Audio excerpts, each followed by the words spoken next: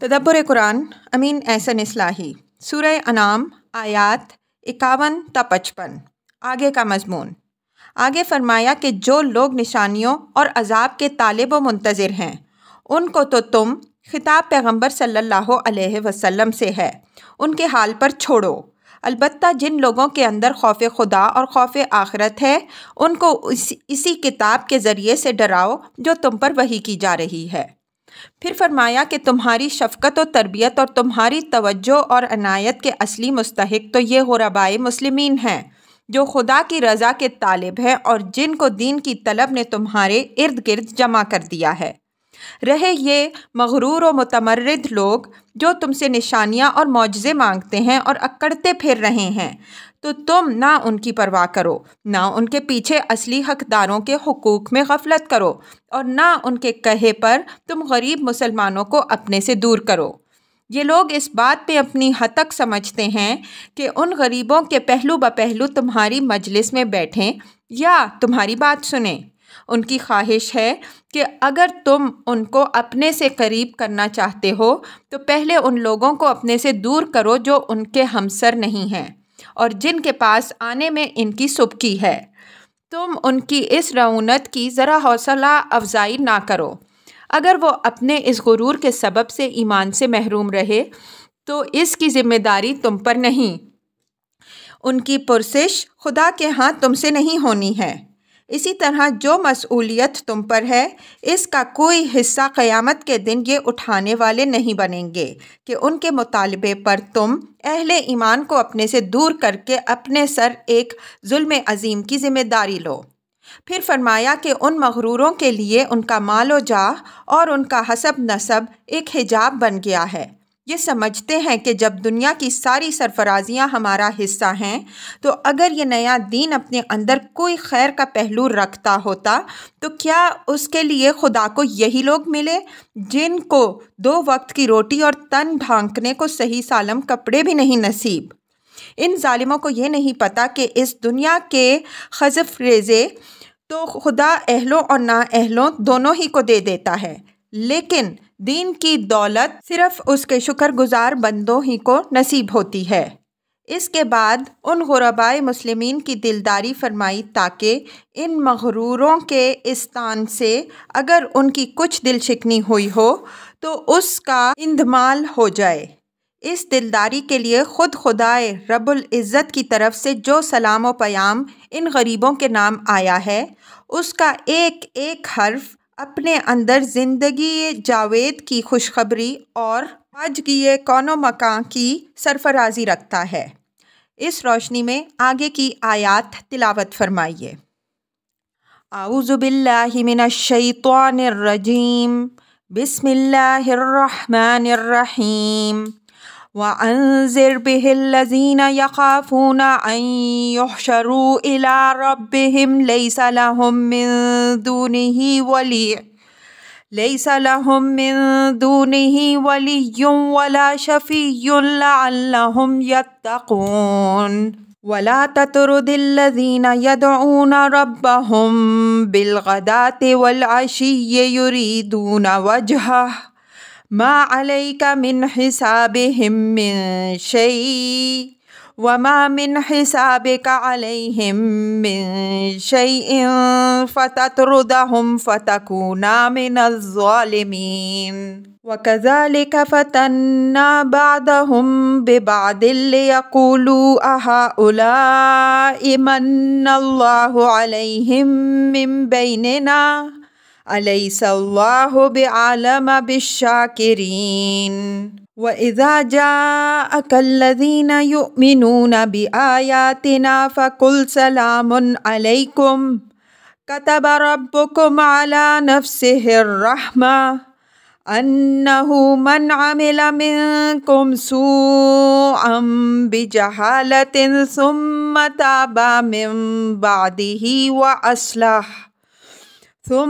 تَابَ مِن بَعْدِهِ وَأَصْلَحَ فَإِنَّهُ غَفُورٌ رَّحِيمٌ وَكَذَلِكَ نُفَصِّلُ الْآيَاتِ وَلِتَسْتَبِينَ سَبِيلُ الْمُجْرِمِينَ۔ ترجمہ: اور تم اسی کے ذریعے سے خبردار کرو ان لوگوں کو جو ڈر رکھتے ہیں اس بات کا کہ وہ اپنے رب کے سامنے اکٹھے کیے جائیں گے، اس حال میں کہ اس کے سامنے نہ ان کا کوئی حامی ہوگا نہ شفیع، تاکہ وہ تقوی اختیار کریں۔ اور تم ان لوگوں کو اپنے سے دور نہ کیجیو جو صبح و شام اپنے رب کو پکارتے ہیں اور اس کی خوشنودی چاہتے ہوئے ان کی ذمہ داری کا کوئی حصہ تم پر نہیں اور نہ تمہاری ذمہ داری کا کوئی حصہ ان پر ہے کہ تم ان کو اپنے سے دور کر کے ظالموں میں سے بن جاؤ۔ اور اسی طرح ہم نے ان میں سے ایک کو دوسرے سے آزمایا ہے کہ وہ کہیں کہ کیا یہی لوگ ہیں جن کو اللہ نے ہمارے درمیان سے اپنے فضل کے لیے چنا؟ کیا اللہ شکر گزاروں سے اچھی طرح واقف نہیں؟ اور جب تمہارے پاس وہ لوگ آیا کریں جو ہماری آیات پر ایمان لائے تو تم ان سے کہو کہ تم پر سلامتی ہو، تمہارے رب نے اپنے اوپر رحمت واجب کر رکھی ہے۔ جو کوئی تم میں سے نادانی سے کوئی برائی کر بیٹھے گا پھر وہ اس کے بعد توبہ اور اصلاح کر لے گا تو وہ بخشنے والا اور مہربان ہے۔ اور اسی طرح ہم نے اپنی آیات کی تفصیل کرتے ہوئے بیان کیا تاکہ اہل ایمان کی روش بھی واضح ہو جائے اور مجرموں کا رویہ بھی بے نقاب ہو جائے۔ الفاظ کی تحقیق اور آیات کی وضاحت۔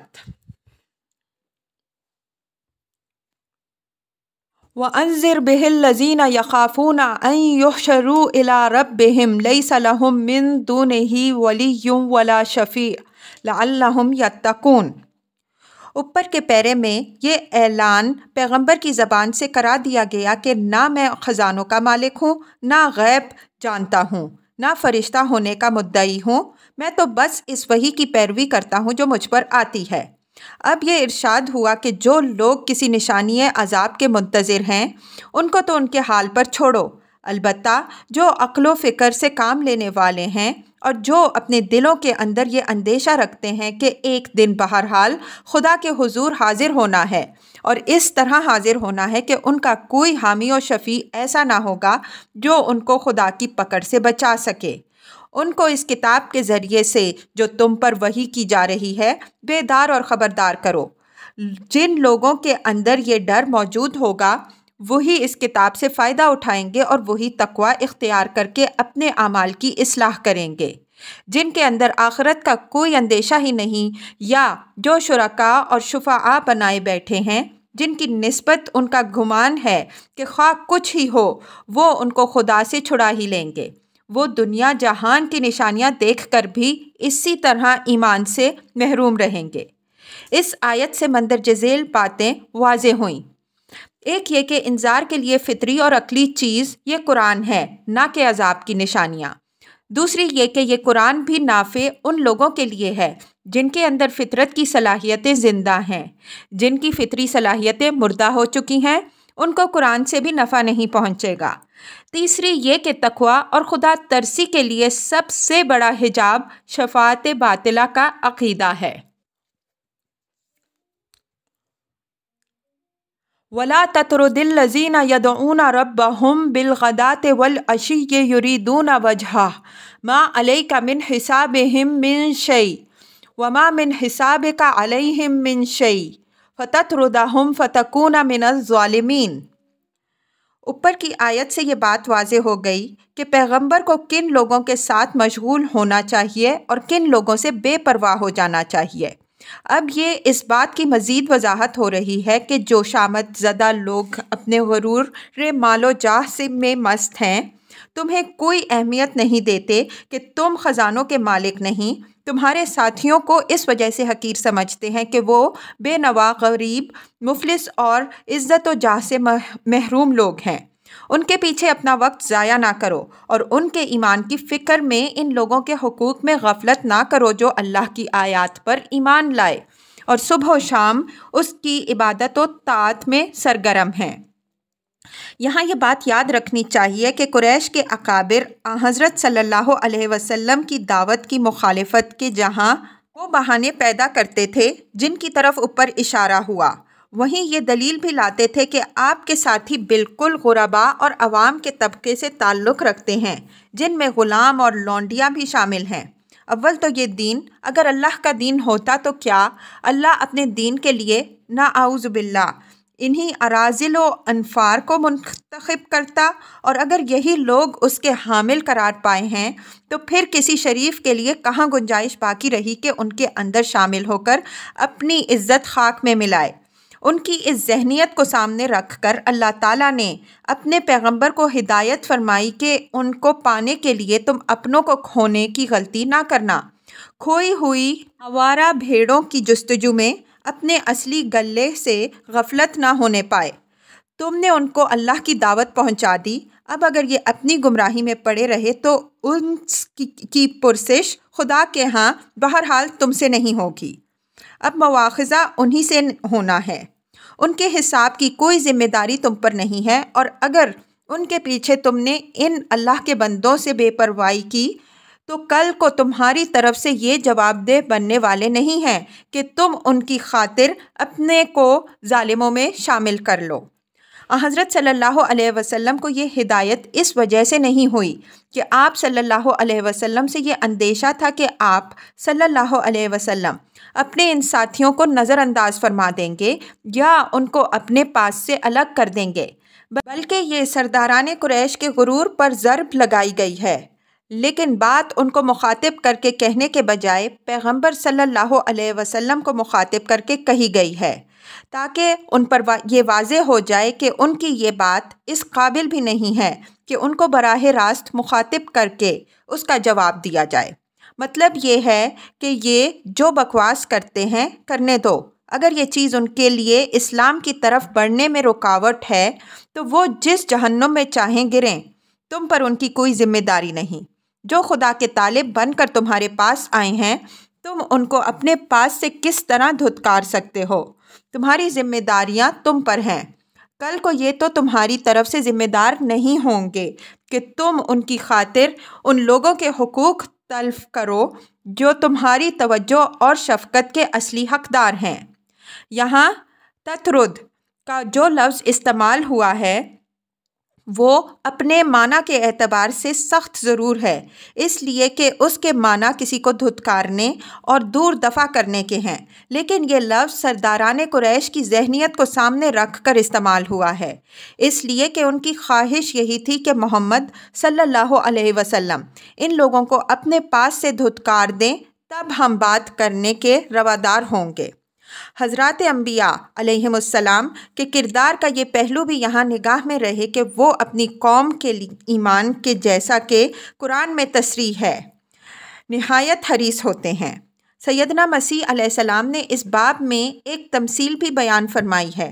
انہوں نے فرمایا کہ کیا یہ بات نہیں ہے کہ جب تم میں سے کسی کی کوئی بھیڑ کھو جاتی ہے تو وہ اس کی تلاش میں ندیوں نالوں اور جنگلوں میں پریشان پھرتا ہے اور اپنے اصلی گلہ کو بھول جاتا ہے، پھر جب وہ مل جاتی ہے تو اس کو اپنے کندھے پر اٹھا کر لاتا ہے اور اپنے لوگوں میں آ کر کہتا ہے، اے لوگوں میرے ساتھ خوشی مناؤ اس لیے کہ میری کھوئی ہوئی بھیڑ مل گئی۔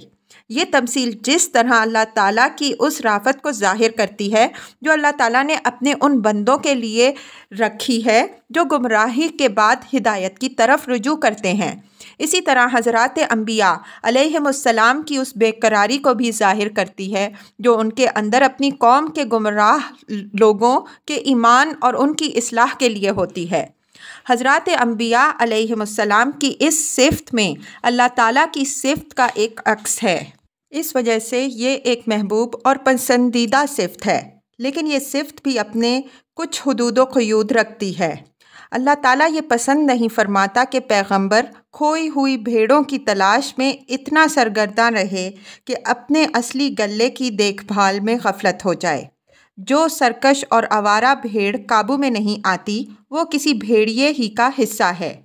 اسی طرح یہاں فرمایا کہ یہ مغرور لوگ اگر اپنی ناز برداری اس حد تک چاہتے ہیں کہ تم ان کی خاطر ان لوگوں کو اپنے پاس سے ہٹا دو جو صبح و شام رضائے الہی کی طلب میں سرگرم ہیں، تو یہ کرنے کے تم مجاز نہیں ہو۔ ہمارے استاذ مولانا فراحی رحمہ اللہ نے اس مضمون کو سورہ عبسہ کی تفسیر میں بڑی وضاحت سے لکھا ہے۔ اور اس کے بعض نہایت اہم پہلو ہم بھی مناسب مواقع پر ظاہر کریں گے۔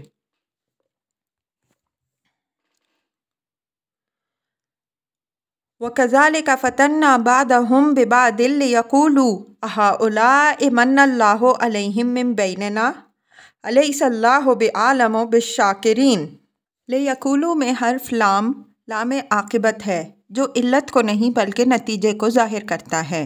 یہ اللہ تعالیٰ نے اپنی ایک سنت بیان فرمائی ہے کہ ہم نے دنیا میں کسی کو دولت جو دی ہے تو اس بنا پر نہیں دی ہے کہ وہ اسی کا حقدار تھا، اسی طرح کسی کو غربت دی ہے تو اس وجہ سے نہیں دی کہ وہ اسی کا سزاوار تھا، بلکہ ایک کو دولت اور دوسرے کو غربت دے کر دونوں کا امتحان کیا ہے۔ جو وہ جن کو مال و جاہ دیتا ہے تو اس لیے دیتا ہے کہ وہ دیکھے کہ وہ اللہ کی بخشی ہوئی نعمت پا کر اس کے شکر گزار، متواضع اور فرما بردار بندے بنتے ہیں، یا مغرور و متکبر ہو کر اکڑنے والے، اترانے والے، غریبوں کو دھتکارنے والے اور خدائی نعمتوں کے اجارہ دار بن بیٹھتے ہیں۔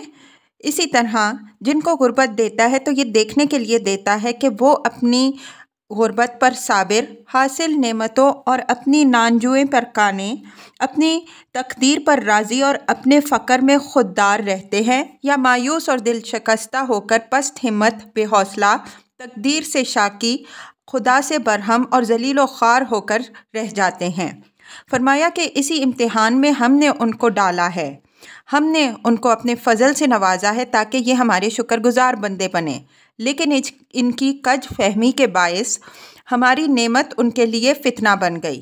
یہ سمجھ بیٹھے کہ یہی ساری نعمتوں کے پیدائشی حقدار اور ہر عزت و جاہ کے خاندانی اجارہ دار ہیں۔ نتیجہ اس کج فہمی کا یہ نکلا کہ اب وہ یہ کہنے لگے کہ اسلام اگر کوئی فضیلت کی چیز ہوتی تو کیا اس سے سرفراز کرنے کے لیے خدا کو یہی اراذل و اجلاف اور یہی حقیر و نادار لوگ مل سکے؟ آخر ہم اشراف و اعیان، سرداران قریش اور رؤسائے طائف کہاں مر گئے تھے کہ آسمان سے یہ نعمت اتری تو ہمارا پتہ اس کو نہ مل سکا اور وہ ان پر جا کر نازل ہو گئی۔ سرداران قریش کے اس غرور کا حوالہ قرآن نے بعض دوسرے مقامات میں بھی دیا ہے، مثلاً وقال الذین کفروا للذین آمنوا لو کان خیرا ما سبقونا الیہ، احقاف 11۔ اور کافروں نے ایمان لانے والوں کے باب میں کہا کہ اگر یہ دین کوئی خیر والی چیز ہوتا تو یہ لوگ اس کی طرف ہم سے سبقت نہیں لے جا سکتے تھے۔ دوسری جگہ ہے وَلَا أَقُولُ لِلَّذِينَ تَزْدَرِي أَعْيُنُكُمْ لَن يُؤْتِيَهُمُ اللَّهُ خَيْرًا، ہود 31۔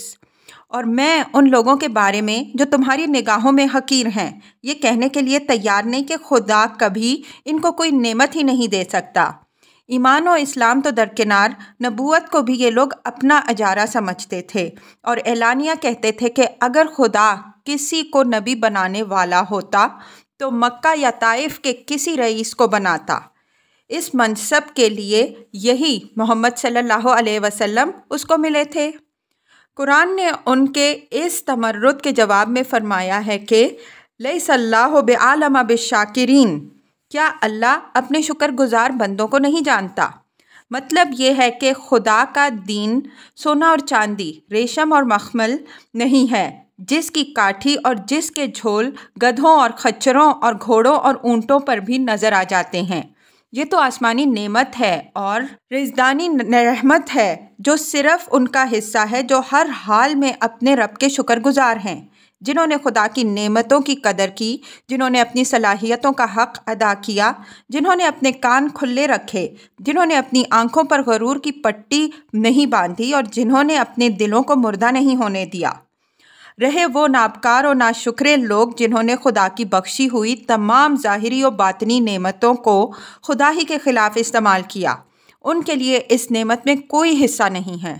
دنیا نیک اور بد دونوں کو مل جاتی ہے، لیکن دین کی نعمت صرف انہی کو ملتی ہے جو خدا کے شکر گزار ہوتے ہیں۔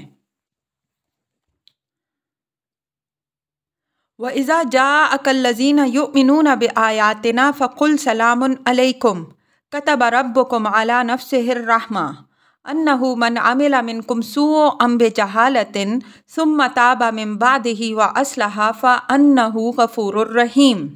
सलामुन अलैकुम जिस तरह मुलाकात या रुखसत का कलमा है, इसी तरह खैर मकदम का भी कलमा है।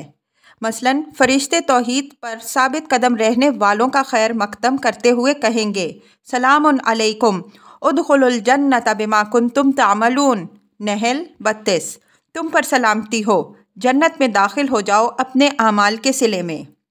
अब ये पैगंबर सल्लल्लाहु अलैहि वसल्लम को उन गुरबाए मुस्लिमीन के साथ बिल्कुल इसके ज़िद तर्ज़ अमल इख्तियार करने की हिदायत फरमाई है जिसका मुतालबा सरदाराने कुरैश करते थे।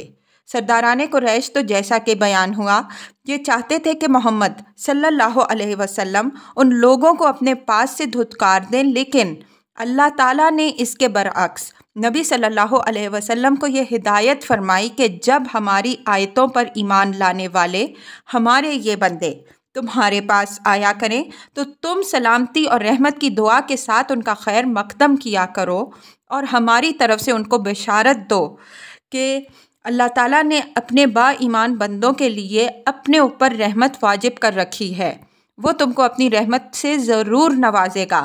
अगर तुम में से किसी से नादानी के सबब कोई गलती सादिर हो जाएगी और उसके बाद वो तौबा व इस्लाह कर लेगा तो अल्लाह बख्शने वाला मेहरबान है। यहाँ अल्लाह ताला ने जो बशारत दी है वो सिर्फ़ रहमत व मग़फ़िरत की है। इसके साथ किसी दुनियावी मालो जाह का कोई लॉस नहीं है।